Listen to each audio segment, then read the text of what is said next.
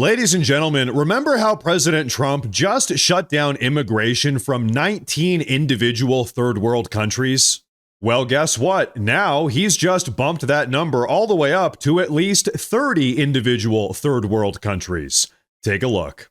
Now, well, we hear this is perhaps expanding to 32 countries. Can you confirm that? And could you tell us which are some of the countries they're adding to that list? I won't be specific on the number, but it's over 30. And the president is continuing to evaluate countries. Listen, if they don't have a stable government there, if they don't have a country that can sustain itself and tell us who those individuals are and help us vet them, why should we allow people from that country to come here to the United States? So, folks, now we're kicking things into overdrive. The reality is there are actually right around 40 different third world countries around the world that barely even have a government. And so now the Trump administration is starting to throw them into the mix as well. And on top of that, not only is immigration from all of these third world countries finally getting shut down, but also all of the third world immigrants that are already inside of our nation are finally getting deported. Take a look. Out of Minneapolis, ICE is already on the ground there. USCIS has been doing investigations there for months about immigration fraud. What we're seeing on the ground as far as these immigration cases is that nearly half of them have resulted in fraud or some other defrauding of the system, which is a huge problem. Charges are coming. But on the ground, ICE has already made dozens and dozens of arrests, including a convicted murderer, convicted gang members who have just been released back onto Minneapolis' streets to terrorize their people. And it's such a shame that Tim Walz and the mayor there turn a blind eye and are really complicit in what's happening to Minneapolis. So Secretary Noem is laser focused on this issue, and we're going to bring real results, not just for President Trump, but for the American people. Which is exactly what we want to see. But by the way, did you catch what she said about halfway through that clip? Out of all of these Somalian illegal aliens that ICE has recently picked up off the streets of Minnesota, a whopping 50% of them have been personally involved in fraud. Folks, if I were to put two apples in front of you and I told you that one of them was poisoned, that is to say 50%, would you eat one of them? Of course not. You would toss those apples back to whatever poisonous apple tree they originally came from, which is exactly what President Trump is doing right this very moment. But now, of course, not all Americans are happy about this. Take a look.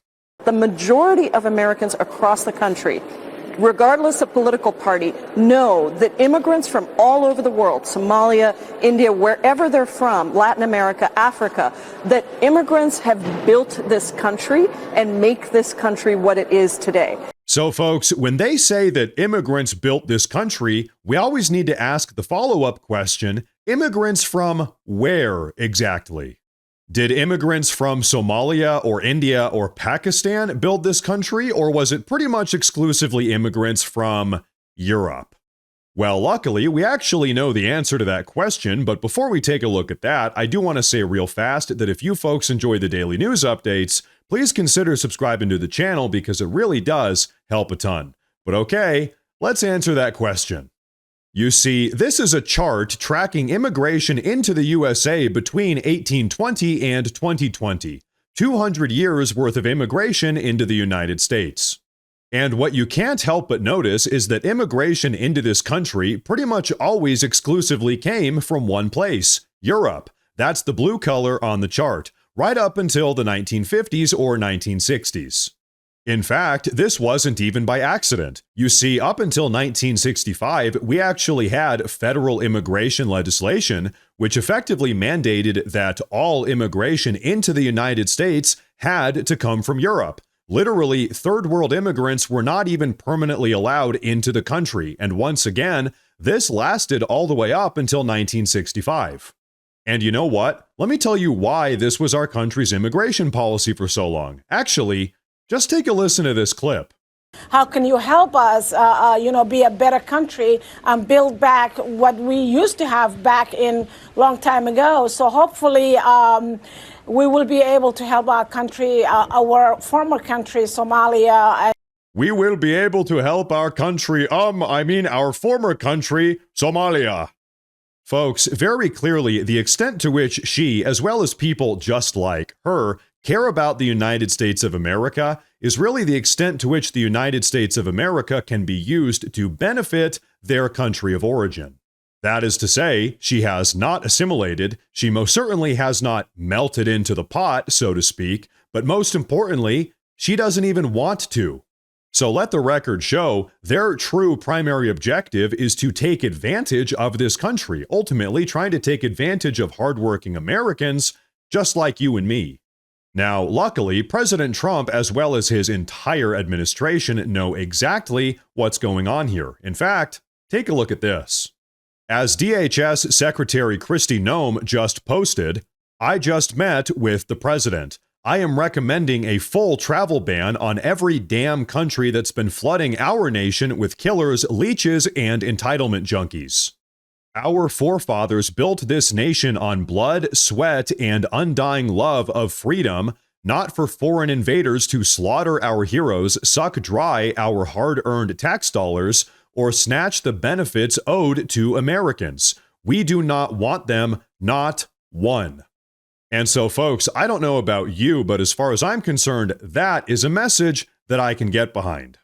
However, as I'm sure you can all imagine, Somalian Congressional Representative Ilhan Omar isn't so happy about all of this. In fact, as it would seem, she's about ready to get violent. Take a look. As much as Trump and his cronies want to act like we have no power to respond, the truth is we are more powerful than we think we are. And I want to underscore the importance of using every single leverage that we have at our arsenal, because we do have a lot of leverage. We need to make sure that those who are collaborating with the authoritarian regime pay a costly price. And so, ladies and gentlemen, right now, Ilhan Omar is engaging in some pretty interesting rhetoric, don't you think? She wants the far left to leverage their arsenal to combat President Trump's authoritarian regime and to make Trump and all of his collaborators pay a costly price.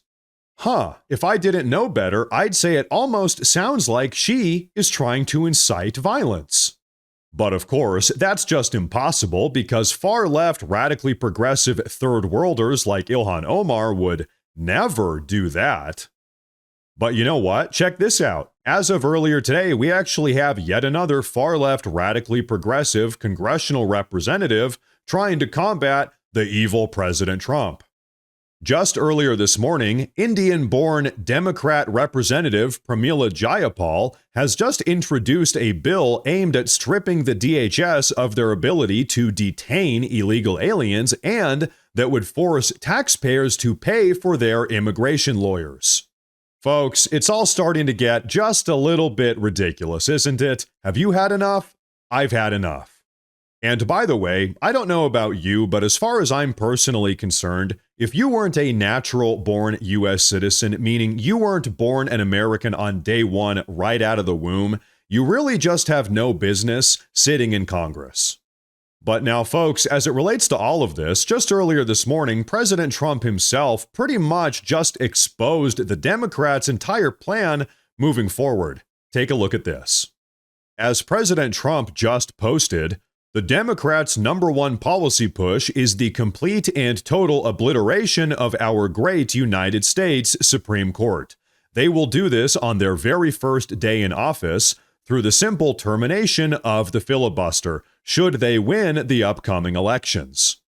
The radical left Democrats are looking at 21 Supreme Court justices with immediate ascension. This would be terrible for our country. Fear not, however, Republicans will not let it or any other catastrophic policies happen. Our country is now in very good hands. Make America great again. And of course, President Trump is absolutely right. The upcoming elections, both midterms in 2026 as well as the 2028 presidential election, they really are incredibly important. Which is why Florida State Governor Ron DeSantis actually sat down with Fox News just earlier today to really break down exactly what the Republicans need to do in order to win midterms. Take a look. What should be the bullet points? I think it's economy, immigration. Like, we don't talk about immigration as much as we were maybe when Biden was letting it in. Right. The border is secure. We've stopped the influx. He's now working on a moratorium of new people coming in, particularly from some of these countries where the people are hostile. That's a huge victory for people. They need to be talking about that and go even bolder on that. I just think you got to be bold. I think you got to be strong. And I think one of the frustrations with the Congress is, what have they done since August till now? They really haven't done anything, right?